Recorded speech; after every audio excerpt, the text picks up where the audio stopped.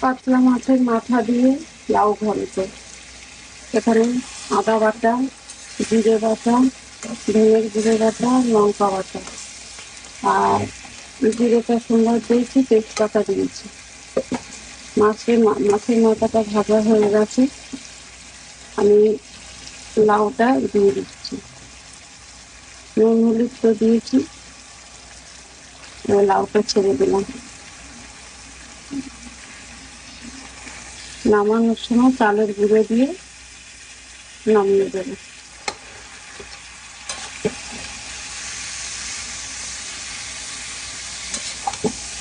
ঘন্ট, লাউ ঘন্ট,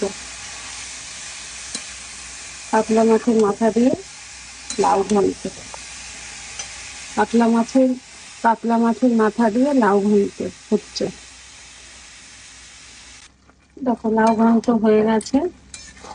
এখন আমি চালের গুঁড়োটা দিয়ে নামিয়ে দেবো। চালের গুঁড়ো দেবো, দিয়েছি। এবার একটুখানি মিষ্টি দেবো, চিনি দেবো, চিনি দিয়ে নামিয়ে দেবো।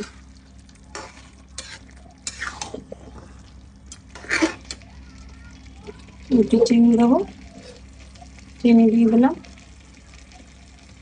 চিনি দিয়ে দিয়েছি। এবার নামিয়ে দেবো।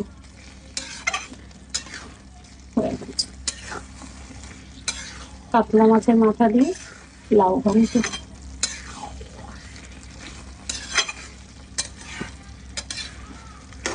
হয়ে গেছে, এবার নামিয়ে দেবো।